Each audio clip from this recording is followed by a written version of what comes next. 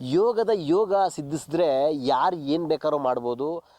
ಈ ಬಗ್ಗೆ ಒಂದು ಸುದ್ದಿ ಇದೆ, ನೋಡ್ಕೊಂಬರೋಣ.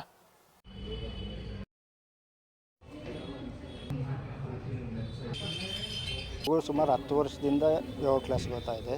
ದೊಡ್ಡಬಳ್ಳಾಪುರ ನಿಸರ್ಗ ಯೋಗ ಕೇಂದ್ರ ಅಂತೇಳಿದೆ, ಟೌನ್ ಒಳಗಡೆ ಇದೆ. ಅಲ್ಲಿ ಮಗು 10 ವರ್ಷದಿಂದ ಯೋಗ ಕ್ಲಾಸ್ ಮಾಡ್ಕೊಂಡು ಡೈಲಿ ಕ್ಲಾಸಸ್ ಹೋಗ್ತಾ ಇದೆ. ಸುಮಾರು ಒಂದು 60ರಿಂದ 70 ಕಾಂಪಿಟೇಷನ್ ಅಟೆಂಡ್ ಮಾಡಿದೆ. ಅದರಲ್ಲೆಲ್ಲ ಆಲ್ಮೋಸ್ಟ್ ಒಂದು 60% ಮೆಡಲ್ಸ್ ಆಗಿದೆ. Include taluk level, district level, ರಾಜ್ಯ ಮಟ್ಟ, ಅಂತಾರಾಷ್ಟ್ರೀಯ ಮಟ್ಟದವರೆಗೂ ಮಗು ಹೋಗಿದೆ. ವಿಶೇಷ ಏನು ಅಂದರೆ ಏಷ್ಯನ್ ಗೇಮ್ನಲ್ಲಿ ಅಟ್ ಎ ಟೈಮ್ ಬೆಳ್ಳಿ ಮತ್ತು ಕಂಚಿನ ಪದಕ ಮಾಡಿದೆ. ತುಂಬ ಕಾಂಪಿಟೇಷನ್ಸ್ ಎಲ್ಲ ಅಟೆಂಡ್ ಮಾಡಿದೆ. ಫಸ್ಟು ಡಿಸ್ಟಿಕ್ ಲೆವೆಲಿಂದ ಸ್ಟಾರ್ಟ್ ಮಾಡಿ ಡಿಸ್ಟಿಕ್ಟು, ಆಮೇಲೆ ಸ್ಟೇಟ್ ಲೆವೆಲಲ್ಲಿ ಮತ್ತೆ ಸೆಲೆಕ್ಟ್ ಆಗಿ ನ್ಯಾಷನಲ್ಸ್, ಇಂಟರ್ನ್ಯಾಷನಲ್ಸ್ವರೆಗೂ ಹೋಗಿದ್ದೀನಿ. ಇದಕ್ಕೆಲ್ಲ ಕಾರಣ ನಮ್ಮ ಅಪ್ಪ ಅಮ್ಮ, ಅದ್ರ ಜೊತೆಗೆ ನಮ್ಮ ಯೋಗ ಸರ್, ನಟರಾಜ್ ಸರ್, ಹಾಗೆಯೇ ನಮ್ಮ KSA YSA team, Karnataka team ಹಾಗೂ ಯೋಗ ಫೆಡರೇಷನ್ ಆಫ್ ಇಂಡಿಯಾ. ಸುಮಾರು ನಾನು 80ರಿಂದ 90 ಕಾಂಪಿಟೇಷನ್ಗಳನ್ನು ಅಟೆಂಡ್ ಮಾಡಿದ್ದೀನಿ.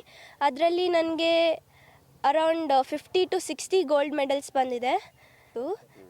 ಸರ್, ನನಗೆ ಫಸ್ಟು ಯೋಗ ಟ್ರೈನಿಂಗ್ ನನಗೆ ನಿಸರ್ಗ ಯೋಗ ಕೇಂದ್ರದಲ್ಲೇ ಅಭ್ಯಾಸ ಮಾಡ್ತಿದ್ದಿದ್ದು.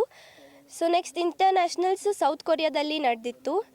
ಸೌತ್ ಕೊರಿಯಾದಲ್ಲಿ ನಡೆದಾಗ ನನಗೆ ತುಂಬ ಭಯ ಇತ್ತು. ಹೇಗೆ ತೊಗೊಂಡಾದ್ಮೇಲೆ ನಂಗೆ ತುಂಬ ಪ್ರೌಡ್ ಫೀಲಿಂಗ್ ಇತ್ತು. ನಮ್ಗೆ ಸಿಲ್ವರ್ ಮೆಡಲ್ ಬಂತು ಅನ್ನೋ ಖುಷಿ, ತುಂಬ ಪ್ರೌಡ್ ಫೀಲಿಂಗ್ ಇತ್ತು.